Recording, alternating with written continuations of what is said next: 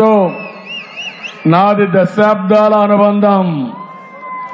2014లో నా కేబినెట్ లో కూడా పనిచేసిన వ్యక్తి. ఏదైనా రాజకీయం అంటే దానికి ఒక నిర్వచనం ఇచ్చిన వ్యక్తి. ఎంత పదవి ఉంటే అంత ఒదిగి పనిచేసిన వ్యక్తి గోపాలకృష్ణారెడ్డి గారు. ఆ రోజే కాకుండా ఈ రోజే కాకుండా రేపు కూడా ఒక ఆదర్శమైనటువంటి వ్యక్తి గోపాలకృష్ణారెడ్డి గారు.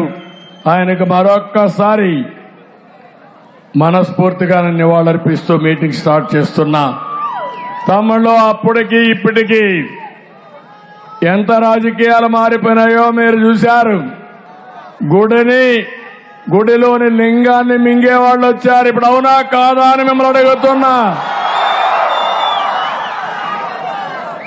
కమిషన్లు, కబ్జాలు, ఆక్రమణలు, వసూళ్లు, సెటిల్మెంట్లు, రౌడీయిజం, కేసులు, పైన ఒక సైకో, ఇక్కడ ఒక పిల్ల సైకో.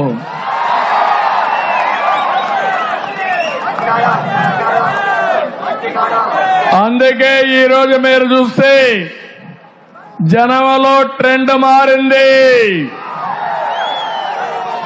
జగన్ బెండు తీయడం ఖాయమైపోయింది. మన మీటింగులు గలగల, జగన్ మీటింగులు వెలవెలైపోయినాయి. మనం మీటింగ్ పెడితే నీరాజనాలు, జగన్ మీటింగ్ పెడితే ఖాళీ బిందెలతో ఎప్పుడెప్పుడు ఇంటికి పంపిద్దామని మహిళలకు రోడ్డెక్కే పరిస్థితికి వచ్చారు. అయితే ఈరోజు నేను విమర్శించడమే కాదు, బాధ ఆవేదనతో చెప్తున్నాను. ఏం తమ్ముళ్ళు, ఈ రాష్ట్రం సక్రమంగా ఉందా అని మిమ్మల్ని అడుగుతున్నా. మీ జీవితాల్లో ఏమైనా వెలుగు వచ్చిందా అని మిమ్మల్ని అడుగుతున్నా. 5 ఏళ్ల పాలన మీకు లాభపడిందా అని నేను అడుగుతున్నా.